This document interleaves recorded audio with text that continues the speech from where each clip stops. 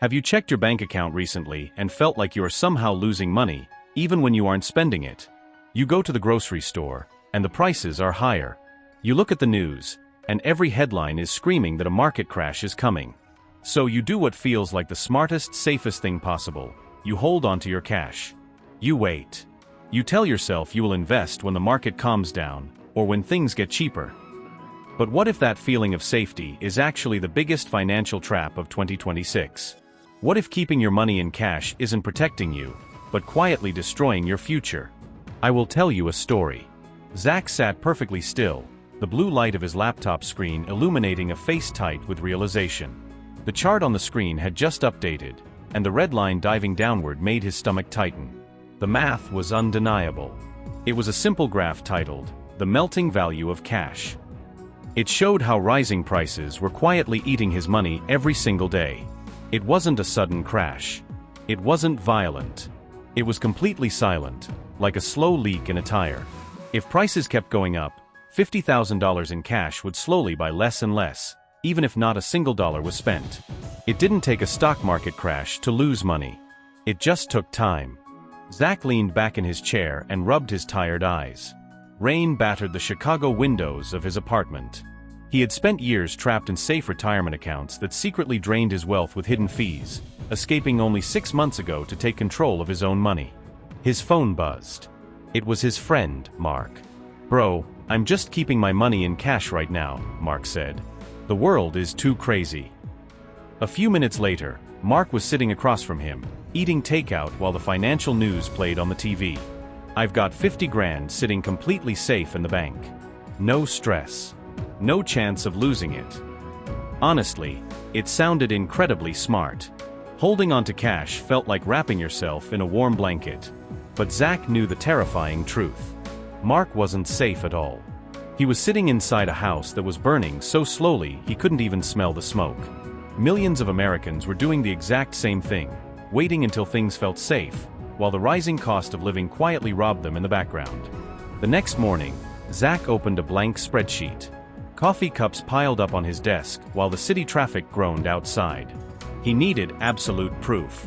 Not just opinions from TV experts, but the actual math. He built 2 test scenarios, guessing the perfect time versus starting right now. The first test tracked someone who waited for the absolute perfect moment to invest. The second tracked someone who invested a little bit every month, ignoring the news completely. Zack ran the numbers. Then he ran them again. The result was the same every time. The person who just started and didn't stop always won. Not because they were lucky, but because they gave their money more time to grow. That's when Zack realized the problem wasn't about money, it was about the human brain. We are terrified of a 10% market drop because it's visible. But the slow loss of wealth from waiting? We ignore it. Zack called this the waiting tax. The financial world didn't pause just because Mark was scared. Every single hour Mark waited, his future retirement became more expensive. Zack ran one more calculation. If Mark wanted to retire at 65, every month he delayed meant he would need to save almost $1,000 extra later on just to catch up. $1,000 a month gone.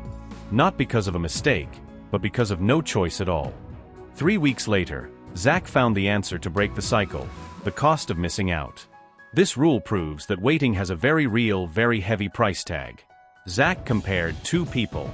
Person A starts today. Person B waits 2 years for the perfect moment. The math showed that even if the market crashed tomorrow, Person A ended up richer because they kept investing through the bad times. He showed Mark the chart. "Look at this," Zack said. "If you wait just 2 more years to start, you will probably have to work 7 extra years before you can retire, just to catch up." Mark blinked, the room falling silent. 7 years. Zack nodded. Money needs time to grow. And time is the one thing you can never buy back. Suddenly, it wasn't just numbers, it was real life. Years of waking up early. Years of driving in traffic. All because you were too scared to start today. Zack showed him a trick: autopilot. He helped Mark set up a system where money would automatically invest every week. No feeling, no guessing. The system removed the fear. By December 2025, snow covered Chicago. The headlines never stopped. fears about the economy, elections, and the market.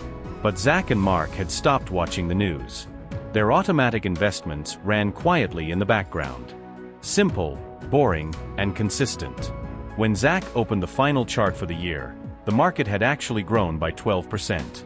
It grew despite the panic and the experts saying the sky was falling. Mark stared at the screen. So, all that waiting cost people way more money than the crash they were so afraid of, Zack finished. Being scared feels responsible. But sometimes, your own fear is the thing destroying your future. 1 year at a time.